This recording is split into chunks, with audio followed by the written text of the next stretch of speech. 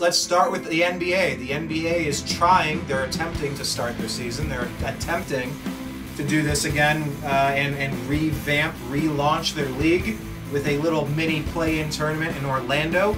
I guess let's start there. Can you kind of break down what we're looking at with the Orlando bubble? We don't know if it's going to work, but what is the plan? How does this all break down for the teams? The plan is to get everyone basically staying in 3 different hotels with practice courts, with having the meals inside, coaches, writers, anyone associated with the bubble will be in the bubble. We'll be in one of 3 hotels.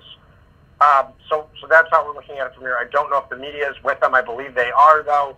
They've transformed areas to just put, tons of washing machines in areas, for cleanliness. But again, all it takes is one person not affiliated with the bubble doing the laundry, even stepping in there and infecting one person, or to a server who sneezes in the kitchen, or a chef. That's the problem here, is that you can look at it from all angles here, and eventually what's going to happen is, there's going to be mass outbreak. It's just what's going to happen is one player might have a false negative test for COVID, showing that they don't have it because they're asymptomatic. Suddenly a game is played, and then 12 players, between the 2 teams are infected with COVID. That's what's so worrisome about the situation. And today Russell Westbrook got diagnosed. So suddenly right there, the Houston Rockets, he's out for 2 weeks, it sounds like. I mean, it could be less, could be more. So that's the whole point here, is when you take a look at it, it could be less, it could be more. You don't know about the situation. And there's no real true answer what you can do for this. I mean, that's the thing, is we don't have a known cure. Again, multiple people could be infected at the same time. I mean, again, let's take, for instance, the 2016 NBA Finals. Would it have been would it have been the same if, LeBron had come back from a 3-1 lead in Orlando in a bubble with no fans in place? No. It wouldn't have been nearly as big of a deal. No matter who wins this championship, you're going to look on it back with an asterisk. That's what's going to happen. You cannot take this championship seriously, because going through it, you're taking out the home crowd, you're taking out the away crowd, you're taking everything for it. Even with pumped up and crowd noise, it doesn't, it's not the same. It just isn't. It doesn't matter if 40 million people are watching on TV. All it takes is for, let's just say hypothetically, it's the Lakers against the Bucks, and LeBron's up and has a 3-0 lead, and then Anthony Davis comes down with corona, and 2 other Lakers players get there, and then LeBron blows a 3-0 lead in the NBA Finals. How is that fair? Or vice versa with Giannis and the Bucks, being up 3-0 and having the same thing happen there. All right, yeah, I mean, that's a fair point. I guess everybody's playing Russian roulette with it, though. I mean, we've tried to shut down as a society. We can't really do it. We can't just shut down for something that's 99 point something. If you're under 75 years old, the people that are getting this, they're surviving this in very large numbers. And yes, there is an unknown. There's obviously an unknown. Spin the wheel and lose a player. The problem is, what are the long-term effects of this scenario? That's the biggest thing right now. What are the long-term effects of COVID? That's the problem. Just because, again, if you recover now, are you able to recover? Are you getting long-term lung issues when you're 45 years old, 50 years old even, if you're 30 years old and healthy now? That's the problem. It's the long-term unknown. This was, potentially a man-made virus in a lab. We don't know what we're dealing with here. That's the problem. So, yeah, the whole world is looking for answers. We don't have them. And frankly, I don't know that I would be lining up to get a first-generation vaccine. I wouldn't buy an operating system from Microsoft as first-generation, or a first-generation automobile. I mean, even if we got a cure for this... And that's the problem. That's not going to fix it necessarily right off the bat. I mean, I guess your gut instinct then, you're leaning toward, if you had to say, if I put you to it, would you say that trying to relaunch sports is a bad idea? At the moment, I just don't think you can have sports right now. Like, to be honest with you, I think that's the problem. Is like I don't see how you can exactly, I don't see how you can exactly have sports right now. It doesn't make any sense to me. All right. Well, then let's put that perspective up on the shelf, and we'll qualify everything we're about to talk about under that prism, under that microscope, under that that asterisk, if you will. identifying that maybe this isn't the best idea. Now, let's just say, let's focus particularly on the details of how this is going to work. Do you like how the NBA has put together kind of the amount of teams that are coming back? Do you think they should have just went to the playoffs? Do you like the scenario they developed? Or do you think they could have done a little better with the relaunch? I think they handled it well. I don't know what else they could have really done. I mean, again, you had a couple borderline playoff teams, and you have to have them situated. Don't forget, you can't just go right into the playoffs after a 4-month layoff, 5-month layoff of not playing basketball. I think you do need to have these play-in games, see how the first couple games go before you start, really having a play-in scenario where it just, like, okay, suddenly the playoffs start today. It's number 1 versus 8. And again, you just can't have that. There needs to be some play-in games first. You need to see, okay, did we screw up? Okay, it's a regular season. Who cares? If there's a couple moments in there where they're trying to make adjustments, that's why I think you couldn't just jump right into the playoffs. Right. Now, let's spin into the NCAA for a second, because I've been saying, I would have loved to see these college kids in a bubble and give me a Final Four, give me an Elite 8, a Sweet 16, a championship. I don't know, wherever you were ranked heading in, if you were one of the top 2 teams in your regional bracket. I don't know. I'm thinking of high school kids that aren't going to get a chance to play their senior year. I'm thinking of the Final Four, the March Madness people that, if you're one of the top 4, top 8 teams, I would have loved to see them just turn the switch back on and play some sort of a tournament there. Yeah. I mean, have you heard any rumblings about the NCAA doing anything like that, or it's a total lost cause? I haven't heard anything. No, I haven't heard anything. I'm Kids astonished. aren't going back to school, so nothing's going to happen.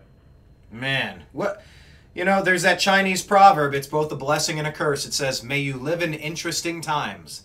Man, oh man, these are interesting times right now. Obviously, the Cleveland Cavaliers. Sucks. What's that? 2020 sucks. Yeah, man, it has not been my favorite at all for 100 different reasons, many significant reasons. Now the Cavs are not going to relaunch. They're not coming back for this bubble. They were one of the worst teams. I guess I don't know how much do you have to say as far as the teams and the players and the injuries and what to expect with the NBA before we shift to the Cavs. I honestly have no clue what to expect with the bubble because, again, you already know what's next. You already know what's going to happen. These guys are sitting there stuck in quarantine, okay? Literally staying at a complex at a hotel, okay? All it takes is one outside person to infect them, which you already know is going to happen. Whether it's an employee, coming in there of the hotel, whether it's an autograph seeker, whether it's just a girl coming up to a guy's hotel room in one of the players' rooms and she's COVID positive or something happens like that along those lines, or the bus driver has it, or, someone on the bus has it on the way to the game. That's my point. Imagine, again, taking LeBron's Lakers, let's say, for example, just as an example, that one person has it on the team that's asymptomatic, they get tested, and they've already infected the whole team. Going into the finals, and the reason I keep saying the Lakers is if healthy, the Lakers are going to win the finals if they're healthy. It's just plain and simple. If you would have put this back in the regular season, it would have been between the Lakers and the Clippers, and the Lakers probably would have beaten the Clippers. Just being honest. They were the best team in basketball. I don't really think it was close. And just to remind people, now that Rajon Rondo's injured, he broke his hand or something, who do we have on the Lakers? We obviously have their big two. It's different from the big three that we're used to seeing. You still have Danny Green. You still have a lot of talent on that team. Danny Green, yeah. You still have Kuzma. They're still a very good team. Yeah. And they got J.R. Smith, too. How about that? Yeah. I mean, good time to be sitting around doing nothing. Yeah, I mean, everybody's kind of predicting, all right, it's going to be Lakers-Bucks. Of course, no, you have no idea. That's why you play the games. I mean, that's the the beauty. Celtics could very well come out of the East, too. There are multiple teams that could come out of the Eastern Conference. It's highly likely it's Milwaukee, but it could be Philadelphia as well. It could be Boston. I think the East is much more up for grabs than the West. I think the West, there are two prolific teams in the West, and that's the Lakers and the Clippers, both when at full, at full roster capacity. Those two teams are the best teams in the league. We witnessed it this season, and it wasn't particularly close. You know, Dallas is a good team. They're a young team. Dallas isn't there yet. There's really nobody else I would even consider. The Oklahoma City's decent. The Rockets are decent. There's no great team other than the Lakers and the Clippers. And again, don't forget the Lakers are good. The Lakers are not what could have taken down Golden State over the last few years. Maybe last year's team because they were so beat up. But the 3 previous years, this Lakers team wouldn't have taken them down. Yeah, it's a fair point. But, you know, I mean, you talk about the basketball gods and maybe putting an asterisk next to this championship in case weird and unexpected things happen. I mean, I don't know that you could get more weird and unexpected than Kyrie and Kevin Love both getting injured right there, you know, on that finals run where everything was lining up for this massive, I don't know. That's part of the game. I mean, you lose players to injury all the time, and it drastically shifts stuff. You mentioned the 76ers. I mean, that was one bounce away, 1 millimeter of a difference on Kawhi's last shot away from possibly having the Sixers in the finals last year. That could have been a drastically different story. So, yeah, I mean, you're right to point out that there are quite a few teams in the East. And the Raptors are a great team, too. You can see the Raptors go back this year. But, again, that's the thing is I think the East is completely up for grabs. It depends who plays, who stays. You know, again, we're going to wind up looking at this, and it's going to be really the team who stays the healthiest is going to probably win it all. That's a good point. That's a very good point. I can tell you the Lakers aren't winning without LeBron. They're not going to win without Anthony Davis. Those two, as long as they stay healthy, can pretty much control the whole tempo there. You look in LA, I think the Clippers can win without Paul George. I fully believe that, and I believe that with the Pacers improved without Paul George. I don't think the Thunder are any worse without Paul George. To be honest with you, I think Paul George is one of those guys who's a great player, but teams don't seem to miss him when he goes down. What reason would you say that is? That's very interesting, and it's good that you pointed out. It's almost like, he's obviously a better player than Rudy Gay ever was. But if you look at it, Rudy Gay used to be a very good player, and then you'd look at him, as soon as he'd leave a team, the team would improve. That is strange. I feel like you notice, look at the Pacers. The Pacers were noticeably better with Oladipo and with Sabonis on their roster rather than having Paul George there. If you look at the Thunder, was the Thunder that good with Westbrook and Paul George in the lineup? No. I mean, they're just as good without Paul George and Russell Westbrook, and they're technically the same team they were with CP3. They're really not any worse. That is very interesting. They were a championship-level basketball squad with those two last year. So, I mean, I'm just saying it. You know, Paul George is a very good player, but I think the Clippers can win without Paul George. I wonder how much of that... I do believe they can win without Paul George. I wonder how much that comes down to coaching. That whole next man up and a deep roster. You know, if you're coached right and you got the skill set, you know, a lot of people could succeed in that system. You know, you think of Tom Brady, maybe, over in the Patriots. You look at how valuable Kawhi Leonard was at the Spurs, though. I mean, They clearly dipped off without him. They were barely... I mean, they weren't a very good team last season, you know, without Kawhi. And they were noticeably better with him than they were without him. You look at the Raptors, though. The Raptors are, I mean, because Siakam's been unbelievable. But, I mean, the Raptors won a championship with Kawhi Leonard. Without Kawhi, would they won a championship last season? Absolutely not. No. Now, if Kawhi gets... I mean, I do believe that the 2018 Cavs could have beaten last year's Warriors. I fully believe that one, too. I firmly believe that. Because the Lakers were just so beat up. They had nothing going. I mean, not the Lakers. The Warriors last year, they had no Durant. You know, Klay Thompson tore his ACL. Curry wasn't the same. After that, neither was Draymond. So, you know, and the Raptors still struggled to win that title. They did. They won it in 6, but it still wasn't that easy for them. Yeah, that's fair. You know, whereas the 16 or 17 Cavs would have beaten last year's Warriors in 4 games. Total sweep. Absolutely. That would have been a total sweep. It's like, I mean, you look at 2015 when the Cavaliers were just so beat up without Irving and Love, and still, you know, took that series to 6 games, and, you know, who knows what would have happened in Game 1 if Kyrie wouldn't have blown out his knee. You know, with the Cavaliers have won that and been up 3-1, but the Cavaliers were gassed. The Cavaliers were gassed towards the end. They had no chance at winning because it was the LeBron show. They had no help.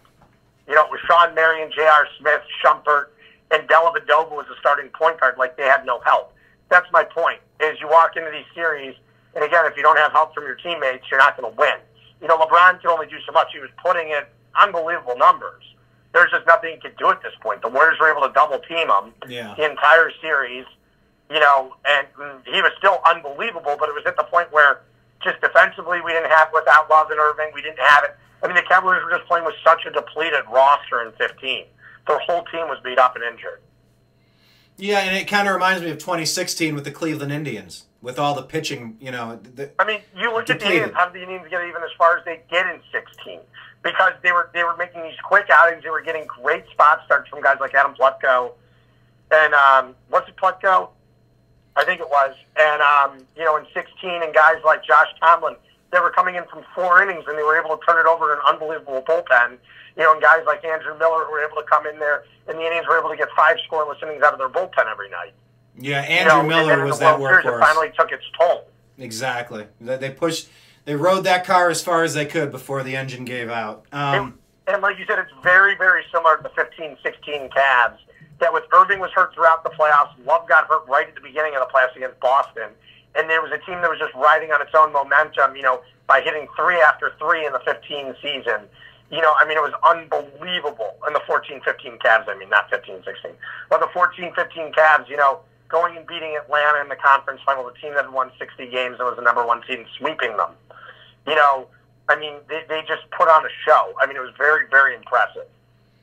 Yeah, it was a force of nature until, you know, those wild cards of injury kicked in, and it happened twice, unfortunately, for us. And, I mean, Kyrie was hurt. Kyrie barely played in that Hawks series. He barely played. You know, and the Celtics series is obviously when Love went down, and you look at the 16 Indians, and you say the same thing, like, wow, if this team was healthy, there would have been no question they would have been the World Series champs. You know, we had a pretty easy run. We dominated the Blue Jays, and they swept the cover off the Red Sox. You put a healthy team out there, who knows what kind of damage they would have done. Maybe they would have beaten the Cubs in 4. We don't know. And we never will.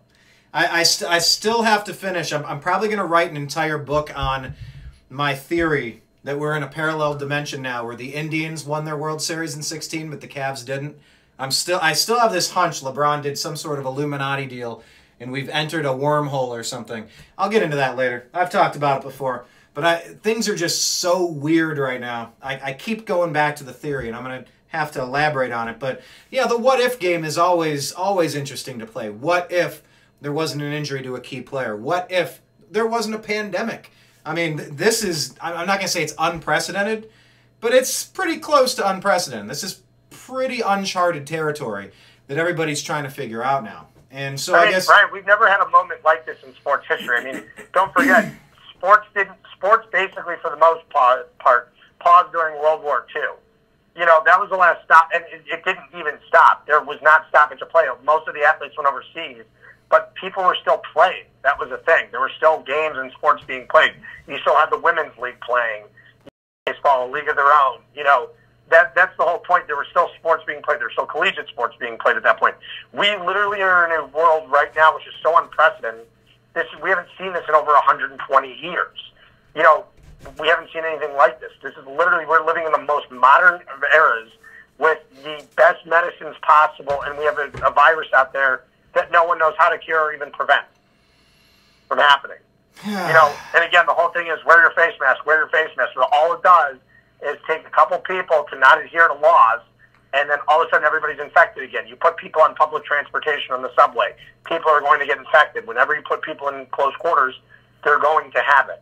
It's just a matter, this thing spreads very easily. It spreads much easier than the flu. It spreads easier than the common cold. You know, we just need to take it for what it is. And again, we've never seen anything like this. We might never see anything like this again. But again, you could be looking at the Browns' first playoff hopes and saying, well, there's probably not going to be an NFL season this year. Let's put it this way. They've already canceled the preseason. The Browns already are very pessimistic, and other teams, the Ravens are capping out their capacity at 14,000 people. The Browns have already offered full refunds on 2020 season tickets. It's such a massive... offering to roll it over or give you your money back for the 2020 season with the option, and no matter what, you retain your 2021 season ticket rights. That's what's so unbelievable about this. We're at the point now where we're looking at an NFL season where there will not be fans in the stands, and if there is one, it's either going to be a shortened season or this thing's going to start 4 to 8 weeks late. I'm not convinced we're going to see football this season. I'm just not. The Big Ten's already canceled out-of-conference play. We're looking at in-conference schedule only. Before you know it, they're going to cancel the season. I am so pessimistic about football happening right now just because they're not meeting any of their deadlines. The July 28th training camp is going to be pushed back to August 14th, and then it's going to be pushed back to August 28th. Then we're going to look at a 4-week delay to start the season with another 4-week delay because they just don't know what to do. There's no way. And I guarantee you, I don't see a way baseball finishes this season. Now, let's juxtapose that with the fact that the death rates are going down. It's not a matter of the death rates going down, though. They're saying, though, with players getting infected with COVID-19 because it's so contagious, that's not what they're worried about. They're not worried about the death rate. They're saying, okay, if you have COVID-19 and you infect 30 other people on the team who go and infect their family members at home, that's what they're saying. Unless you keep all these NFL players in a bubble, the same type, like I understand what you're saying, too, because you can have and be completely asymptomatic, not show any signs, Should you have to sit out for that? Not necessarily. What they're doing is worrying about all the other people. That's why you have to bubble it off if you want to have sports. It's that simple. Well, I think the families of any professional sports player at this point, in the middle of a pandemic, the owners, the advertisers, how about America that literally seems to feel, it feels like there's nothing holding this country together anymore. Statues are coming down, cities are burning. Just craziness. There's literally nothing holding this country together. And it feels like the absence of sports is painful. That it is obviously damaging the social fabric of this country. That's other things too. People are frustrated. A lot of people have lost their jobs. They don't have a sense of living anymore. There's nothing to do. Shootings are way up. Crime is way up. It's again with people losing their jobs, but also again when you're not occupied with something on your mind and something to do. One person can only watch so much TV or read so many books, watch so many TV shows without having sports on. Sports helps cure your mind and takes your mind off of certain things. I know there's nothing better than going to a sports bar in the summer, having a beer and watching a game. I miss Indians baseball like crazy right now. I even miss Cavs basketball. I would kill anything to watch the 17-win Cavs play a game right now. The 17-game winning. Now, it's different from the 2017 Cavs, who had a shot at the finals. It feels bizarre. But my point that I was getting to is, I feel like if you're a professional athlete making, hundreds of thousands of dollars for the incoming level, hoping to get your big payday to get your score at multiple millions of dollars, 10 million, 20 million, 30 million, or more. You look at what Patrick Mahomes got. I know he's an anomaly, but that's $500 million. I feel like these players have an obligation, if they value their career, to do a bubble. To just say, guys, family, I'm going to provide a ton of money for you. If they don't want to get paid and they don't want to do it, then they don't have to do the bubble. I mean, I get why someone like Buster Posey opted out. He has 2 new premature twins that were just born. I get why he doesn't want to take the risk to do it. I understand that. And again, it's his choice if he doesn't want to do it. I don't know how the pay structure works. If these guys still get paid by opting out or they're foregoing their salary, I don't exactly know how that works on that end. But I believe they forego their salary at that point. And why? Baseball this season. And shouldn't they have the right to do that? Shouldn't you have the right to do that? Shouldn't a young, hungry player have the right to come up from AAA, fill that spot, and put on a professional product? Yeah. Live in a bubble and make some millions, send it back. Someone's going to take the spot. Listen, someone's going to take the spot, and one of these players who opts out. All it takes one player to take their spot and shine, and the player's no longer in that spot. Imagine somebody takes Buster Posey's spot. So, somebody in AAA, AA gets called up. They get a chance. They get to make the league minimum. Finally, $100,000, $400,000, whatever they get to send it back to El Salvador and Nicaragua. I mean, half of Major League Baseball is, Central American. I mean, it's life-changing to have the opportunity to bestow upon your family the resources to defend yourself, to take care of yourself. Which is fine. But I agree at the same point that if Buster Posey doesn't want to take the risk, I don't blame him. I don't. And I agree. And I don't think that life after baseball is obviously more important than baseball. He obviously probably feels like he's made enough money, cares more about his family than he does the game of baseball, and that's okay. And for me, that's personal choice, and I'm not going to denigrate that person for making that choice. No, and that's the thing is, he might not care if there's a 1% death rate or whatever it is. You know, whatever the death rate is. He might not care. He doesn't want to see his long-term future affected with his 2 premature twins that they just adopted. And I don't blame him. I will never, ever fault someone for not wanting to take a risk on something to play baseball. Yeah, you know? and although he... You know, but my whole point is if LeBron decided tomorrow to retire and to say, listen, I've had enough of this. I don't want any more to do with this game. I'm going to sit back and make movies now and run Spring Hill Entertainment. And I'm done making basketball. I've won my 3 championships. I've been to 9. It's not worth any further health risk. Okay, so be it. You know, would I be sad to stop and watch him playing basketball? Yes, but I would understand where he's coming from and saying, like, okay, this isn't necessarily the choice that I would make. But again, you're going out on top. Okay, fine. But you have that option to do that. Exactly, and I think the leagues need to be more stringent. I hope it's not easy to break the bubble. It's not a bubble if it's easy to break. And I just saw somebody on the Rockets did yesterday. I've seen the Cleveland Indians players all around downtown. I'm not saying that they're not drinking. I've seen Lindor on a bike, you know, biking over to the stadium the last couple of days. You know, he was right in the middle of downtown. Bradley Zimmer I saw last week downtown. He was in his car. But all it takes is for one of them to get out at the gas station, pump gas, and get it. And then infect a bunch of the players on the team. That's my only point is baseball's not doing a bubble. Maybe you know, they when should. you're traveling to a bunch of other cities, not all the games are being played in one area. You know? Well, I don't understand going through planes. You don't know who the one cleaning the plane is. See, and I don't understand that. I feel like they should have just hit up a place, whether it's spring training, elsewhere. You know you're going to limit fans anyway. They tried. And look at Arizona. It's out of control right now. Texas out of control, and so is Florida. Yeah. All right. You know, Gavin Newsom just shut down all indoor activities today. Don't you miss living in California? I used to live in California. Don't you miss it?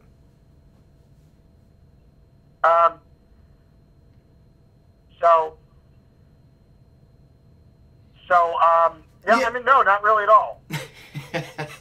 Yeah, I kind of don't at all myself.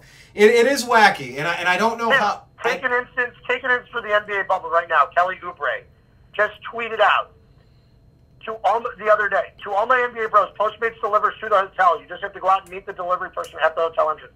Security will not hold the food for you or help you. Yeah, the food whack here, but we're here for a bigger purpose. Hope that helps. Is what he wrote. Okay. All it takes is for one Postmates driver to be COVID positive. In fact, that one player does infect everyone in the bubble. That's my whole point on this situation. But then it's not a bubble. Then it needs to be the people who, you know, you pay the cooks. You know, I've done this. I used to be in sales. Maybe if, you know, because I lost 2 of my jobs in a day and a half, my full-time and my part-time. Thanks, COVID. But we used to have accounts up in San Francisco where, you know, under certain circumstances, there were union issues and contract issues. The point was they would pay people. They had to helicopter them to the facility. And they would have to stay on site for weeks at a time until the situation, you know, cleared itself. Right. Look at this. Rashawn Holmes has broken the NBA's quarantine and must stay in his room for an additional 8 days. Holmes crossed the campus line to pick up a food delivery. Then it's not an actual bubble. There needs to be security, and it needs to be on an actual lockdown then. That's what I'm saying. If it's not a bubble, it's not. But if it is a bubble, there is no delivery. There is no DiGiorno. You know, it's only the people on the inside. So, I mean, yeah, you're right. It's all going to come down to, are the doors locked? Are they literally prohibited? And that's what you see. You know, the problem is when you have 53 guys that are going to be together for 5 months for an NFL season, you cannot keep guys in a bubble for 5 months. You can do this for a month or 2, but it's not going to be 5 months. What if they want millions of dollars? They don't have to play. They don't have to stay in the bubble. They can go. Bring somebody up from college. I don't know. I get it. I get it. But I think you're right. Without a real bubble, maybe this isn't going to work. But I don't know. I'm hoping that the low death rates are something positive. We were very freaked out back in March and April that this was something that it's not. Yes, it's very contagious, but half of these deaths were elderly in nursing homes, over the age of 75. Most of the people have pre-existing conditions, comorbidities. These are the weakest among us. I lost my mother back right before the shutdowns. I don't know if she had it. They didn't test her for it because she had a multitude of other issues at the same time. So this is the type of person that's being taken out by this. Yes, there are healthy people. There are some people that are being taken out by this, but luckily it doesn't appear to be as lethal or as it just seems like age and comorbidities are a major factor in whether or not you're going to die from this. Yes, there's a bunch of unanswered questions, long-lasting issues with your lungs, with all of this. I get it. And maybe we're not going to see a lot of sports this year. Maybe they're going to try to open it and someone's going to break the bubble and it's all going to come ground to a halt. We're just going to have to wait and see. I don't know, but man, I can feel the absence of sports on American culture right now. And all we have to do is tear each other apart on social media over social issues. You know, that's what's happening. The world of sports is all about wokeness right now, and we have a multitude of stories we could touch on if you feel like it. But before we do, real quick, I just want to get back to the NBA draft as we'll wrap up the NBA stuff. Cavaliers, what do you know about what's happening with the NBA draft? Who do you think the Cavs should target? Talk about Andre Drummond. They didn't have a chance to really see how he was going to mesh with the young Cavs players. It's going to be a one-year experiment with Andre Drummond. I don't know where the Cavs are going to be drafting it, and I can't even tell you until there's a lottery. I mean, it's just playing stupid at this point and playing the what-if game, going, okay, because they could have the first pick, they could have the fifth pick. It makes a huge difference in the creation of this roster for the future. And that's my whole point in this, is saying, okay, let's give Andre Drummond another year with Kevin Love. You know, let's see how the Drummond experiment goes. If not, he's an expiring contract that we can trade during the season. Maybe. You know, do we re-sign Tristan Thompson? Is he essential to what we want to do? Are we going to look to get more guards in here, pick up an actual small forward that we don't have on the roster? We've had one small forward in the now 6 years LeBron has been gone. We've had one small forward for a half a season in Luol Deng. Wow. Literally one small forward on the roster in 6 seasons. That was a caliber, just even starting caliber, six-man caliber, was Luol Deng for a half a season, not even. Think about that for a moment, how much they've neglected the position without LeBron there. Well, we all expect LeBron's going to come back, right? He's going to play till he's 50, play with the Sun?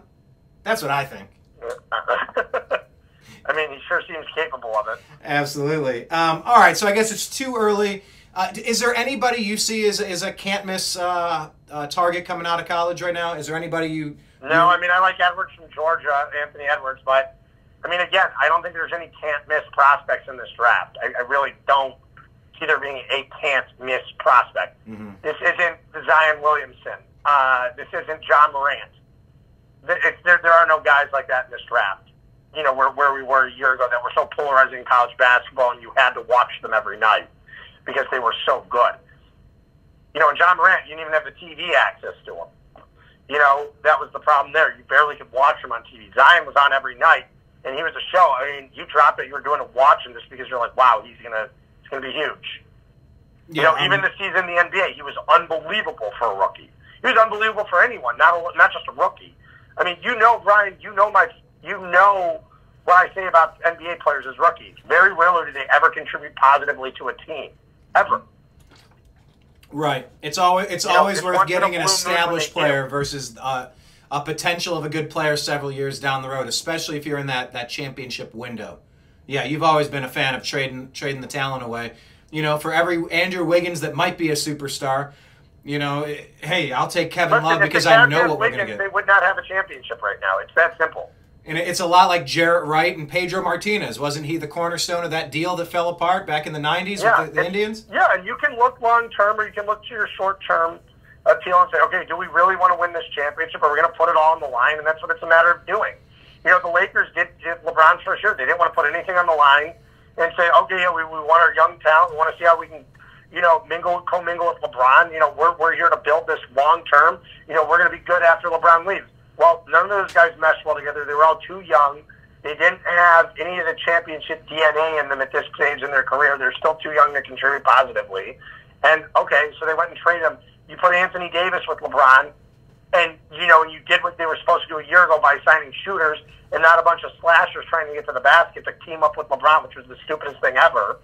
You know, Pelinka should have lost his job for that, but they corrected it, and this year they put together a hell of a team by trading for Anthony Davis. They used all their ammo. They used everything they had other than Kyle Kuzma. Yeah, they went into Hawk for it. I mean, they traded away a lot of capital. They realized this is the Lakers. We need to win a championship now. We can't afford to wait any longer. They finally realized that this season, you already wasted 1 year of LeBron. You don't want to waste 2 years of LeBron. Well, last year was the first time LeBron's ever really been injured for any significant amount of time. So, I mean, you just never know. That you roll the dice. There's things what did Rumsfeld say? There's known unknowns and unknown unknowns. So there's things you can prepare for and wild It still cards. drove me nuts though when teams don't take that leap when they have the ability to go and win a championship. Danny Ainge didn't do it in Boston. For those few years after, when LeBron was back with the Cavs, he had a chance to at one point. Right. Go and acquire a couple superstars and really put that team together to go out and get Anthony Davis. I'll wait until LeBron leaves. Okay? Well, suddenly Kyrie Irving leaves in free agency and says, screw you to the Celtics. Okay, there you go. Granted, are they probably better off without Irving and with Kemba in the long term? Yes. I think they are. I think Kemba's a better fit there. With Tatum and Jaylen Brown, I do. I think Boston has a very good nucleus in place. However, you have to take that risk to win it all. It's that simple. You do what you can to win it all. Because the rings are forever. Long-term making Eastern Conference Finals, nobody remembers the team 25 years later that was in the Eastern Conference Finals every year and never made the finals. Who gives a shit about Reggie Miller's Pacers in the 90s? They were a great team. They made one championship, and that was it. Yeah, close to no cigar. Ewing's Knicks. Mark Price. People will always remember Jordan's 6 championships with the Bulls. Yeah, I mean, you got people Mark Price. People always remember Shaq and Kobe with what they did together, too. Yeah, you got Mark Price, Brad Daugherty, Larry Nance. They could never clear the hurdle. A very good team couldn't get it done. People don't remember Barkley's Suns like they do LeBron's Bulls or Magic's Lakers or Larry Bird's Celtics. It's just the point where if you want to establish history, you go out there and you do what you can, you trade for that title. Yeah, you're going to suffer for a few years after that by doing it, and the Cavaliers are ultimately paying the price now, but it's worth. Would you rather not have a title and see LeBron leave after 4 years because they didn't want to trade for Kevin Love? Nah. I'll take the title. I've lived enough years without any. I'll take one. Yeah, I'll take that to the bank. Let me ask you about this, Zach. Something else that's been going on, talking about general managers making moves and pulling the trigger to move, the power structure of the top-notch players around the NBA to create championship contenders. Can you help me unpack what went on with Woj? Because this goes back to Daryl Morey. We've talked about this before, but this is the latest evolution of it. Maybe the story's bigger right now because there aren't any games, but it's very interesting to see how the NBA's decided to, they're putting names on the back of their jersey, but only certain pre-approved messages, social justice type political stuff. It's an election year. It's a joke. It's a joke. If you're going to let people put any message they want on the back of their jerseys, whether it's Black Lives Matter, whether it's Free China, you have to let them at this point. You're only letting them allow selective messages on there. I mean, it's ridiculous. It really is ridiculous. It's just to please the players at this point. Other than that, it makes no sense. It doesn't. You're allowed to put one selected message on their jersey about Black Lives Matter, which is fine. But again, what if one player, what if Enes Kanter wants to put on, free turkey on his? Yeah. Or something like that. Are they going to allow that? And you've seen now LeBron James and Anthony Davis have come out and said they're not going to do anything different. And I find it astonishing. What if a player decides to take a stand against anti-Semitism because of guys like Deshaun Jackson, Steven Jackson, former NBA player, Malik Jackson, the defensive tackle for the Eagles? What if someone wants to decide they want to take a stance on anti-Semitism? Is Adam Silver going to allow that? So anybody named Jackson. What about Miss Jackson from the Outkast songs? I mean, it's been sorry to her though. Yeah, we're all sorry to her. I'm for real. I am for real. It's very interesting. Did you like that Woj got suspended? Do you feel like? Here's the thing. Just don't be hypocritical in your chance for standing for social justice. Yeah. What Daryl Morey did, Daryl Morey was right in his own way. The only reason he's being attacked for it is the NBA loses money over it. And LeBron can speak up on social justice issues all he wants, insult the president all he wants. But at the same time, you're not willing to speak up against a communist state in China because you're fearing because you have the fear of losing money, making money off your brand and everything. You're just being a hypocrite at that point. Yeah, it's okay to pee in your own pool, but it's okay to pee in your own pool, but you can't go clean up the neighbor's pool. I don't. That's my point. It's very strange right now that only certain types of speech are allowed. These players taking a stand, I really don't. But again, when you're shutting out other players from talking about China, you're shutting out, guys like Daryl Morey, who's an Ivy League educated guy, who's probably smarter than 99% of the players in the league. Taking a stand, he's obviously educated. He's brilliant in what he does. Daryl Morey's he's a genius. The only reason the NBA was so fearful of him speaking out was because we saw what the consequences were. We saw when Randy Marsh went up there and said "F China" on Comedy Central. What do you know? South Park was banned the next day in China. Those are guys like, you look at Matt Stone and Trey Parker, two guys who are always willing to fight for what they believe in. Always. They don't care of the consequences. Yeah, we need... you want to talk about real social justice reform and talk about really taking a stand, you shouldn't care what people think. You shouldn't care about your brand. You witness guys like, for instance, at the time when he did it, I think things have definitely changed now, but at the time when he did it, Colin Kaepernick took a stand for something he believed in at the time, and took a knee, got cut, got blackballed from the NFL. Now he's capitalizing off monetarily big time. But he didn't for a long time. He lost a ton of money. He lost out in another contract. Granted, he wasn't going to ever get a big contract because at that point, his flavor had kind of worn off. He wasn't the same player he was in the Super Bowl. He went to he was on the next year, he was on a really bad football team, and he got benched for Blaine Gabbert. He just wasn't very good. Yeah, they benched him twice. And yeah, he was expecting a $40 million payday, and everybody's like, yeah, that's not going to happen. So then out came the pig socks, the Castro, the Che Guevara stuff, and his first interview afterward. He started doing this after the Mike Brown story, which never happened how the media purported it for the first year of the story. He started doing that. I don't know. I mean, he was a guy that was twice benched for Blaine Gabbert. And that's my point. He took a stand for something he initially believed in, and now it got to the point where, okay, now he's become the face of an entire movement. But again, I applaud him for standing up for at the beginning what he believed in. I don't believe in what he was saying. I'm not pro-communism. I'm not anti-police at all. I'm not in any of those stances that he was, in doing that. I didn't agree with it, but again, okay. I wasn't sitting there. I was never pissed off, and you can look at old shows. I never flipped out at him for kneeling during the national anthem. I never cared, to be honest with you. You know how many bathroom breaks I've taken going in the national anthem? I don't care. It wasn't a stand that ultimately pissed me off. It wasn't. I was never angry about it.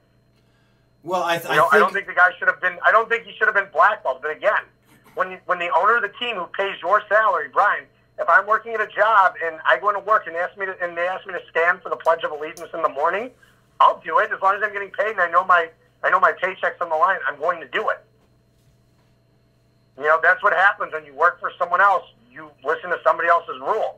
Until you own the team or you own the company, you have to play by someone else's rules. It's that simple. And Kaepernick, to remind everybody, he was offered a job with the Ravens until his camp sent out social media messages comparing the Ravens ownership and management group to Django Unchained, calling them slave masters.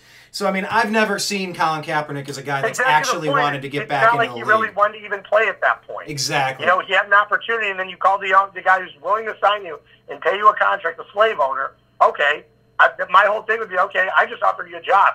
My next reaction would be, go, yourself. What? Exactly. To a player. Exactly, and it reminds me that I saw a UPS driver, one of the delivery company drivers. He was recording himself doing stuff and saying stuff and showing customers personal information. He got fired. Or the boyfriend or girlfriend that leaves their phone open and has a damning text on it, and they caught me. there are people that want to get caught. There are people that don't want to play. You know, and it became obvious to me. And then even, what was it, last year, there was another workout and Kaepernick turned that into a clown show. So anyway, all that stuff aside, I think there's a different kind of anger growing against the NBA and Adam Silver after even just last week expressing, quote, mutual respect for Chinese values. The Chinese values. Respect. Just admit it like it is. You don't want to piss off the Chinese government because you're sitting out there and you don't want to lose your revenue, with not airing basketball games in China. It's that simple. You know, the Chinese government was demanding that they fire Daryl Morey. You know, I'm very happy the Rockets didn't. I'm very happy Adam Silver didn't.